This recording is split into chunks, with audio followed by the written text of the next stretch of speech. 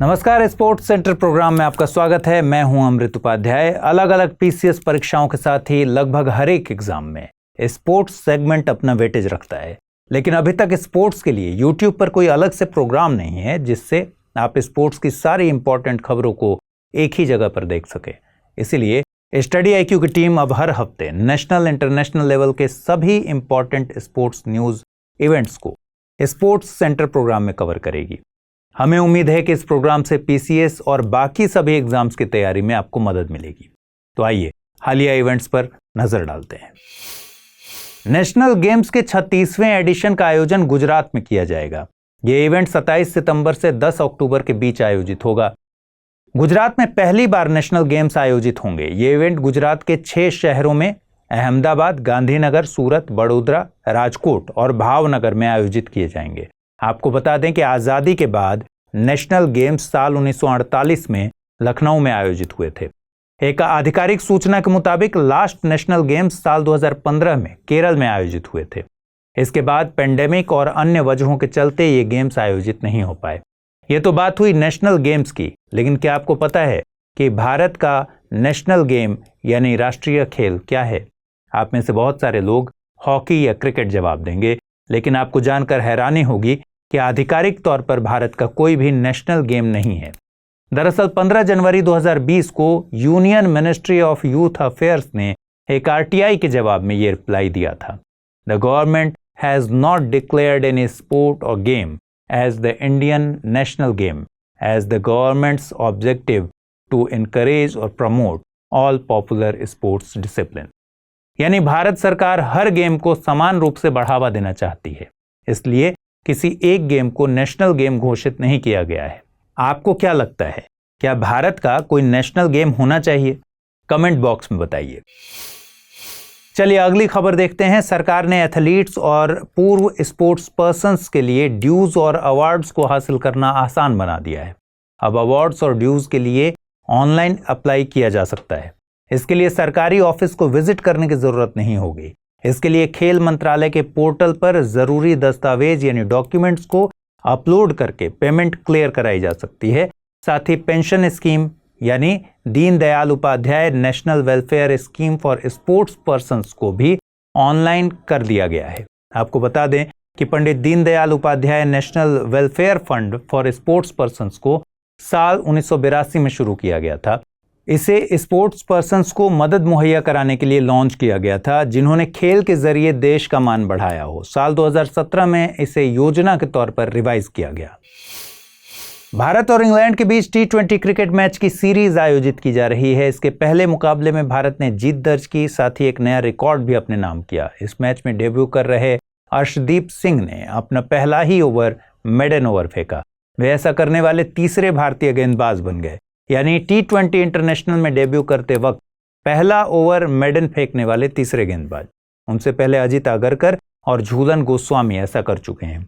आपको बता दें कि मेडन ओवर का मतलब होता है जिस ओवर में बल्लेबाज एक भी रन ना बना सके। मेडन ओवर का इंपॉर्टेंस T20 जैसे फॉर्मेट में बहुत ज्यादा होता है। T20 में कुल 20 ओवर होते हैं, हर बॉलर को 4 ओवर मिलते हैं। ऐसे में भी एक मेडन ओवर का मतलब हुआ कि बॉलर ने बिना एक भी रन गंवाए अपना 25% कोटा पूरा कर लिया। यहां पर जानना जरूरी है कि भारत के ही क्रिकेटर बापू नादकर्णी के नाम टेस्ट क्रिकेट में लगातार सबसे ज्यादा मेडन ओवर फेंकने का रिकॉर्ड दर्ज है। उन्होंने साल 1964 में इंग्लैंड के खिलाफ 21 मेडन ओवर फेंके थे। कजाकिस्तान की 23 वर्षीय टेनिस प्लेयर एलेना रिबाकिना ने विंबलडन में विमेंस सिंगल्स के फाइनल में ऑन्स जेबर को हरा दिया। Rybakina grand slam singles title जीतने वाली कजाकिस्तान की पहली प्लेयर हैं। गौरतलब है कि रशिया के मॉस्को में जन्मी रिबाकिना ने 2018 में कजाकिस्तान की नेशनैलिटी ले ली थी।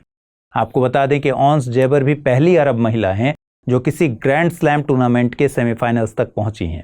वहीं सर्बिया के नोवाक जोकोविच ने ऑस्ट्रेलिया के निक किर्गियोस को हराकर विंबलडन के मेंस सिंगल्स का खिताब अपने नाम कर लिया है।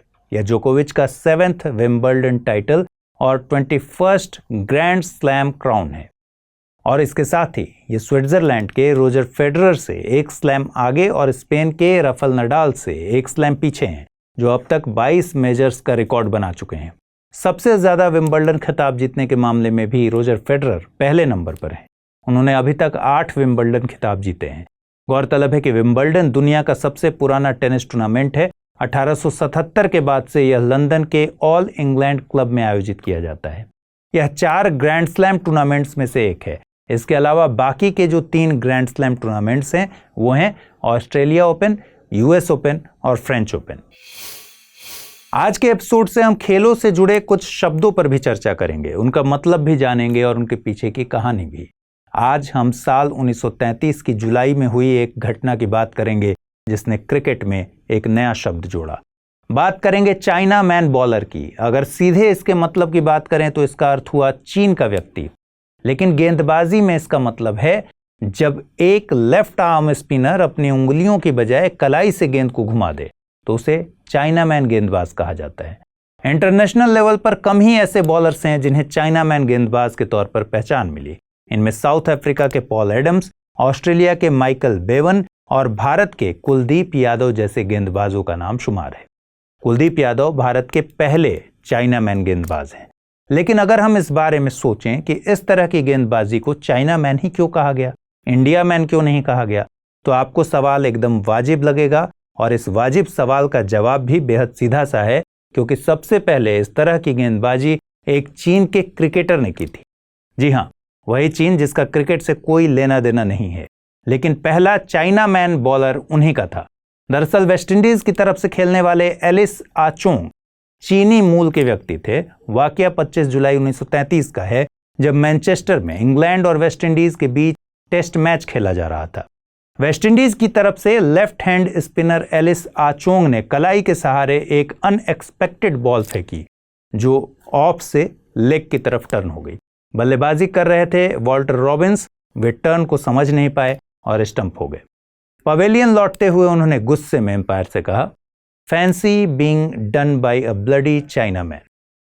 एलिस आचोंग की गेंदबाजी चाइना मैन के नाम से मशहूर हो गई। उनके बाद जिस किसी लेफ्ट हैंड के स्पिनर ने ऐसी गेंदबाजी की उसे चाइना मैन कहा गया। बस इस तरह चाइना मैन गेंदबाजी की शुरुआत हुई। मिलते हैं अगले एपिसोड में। नमस्कार।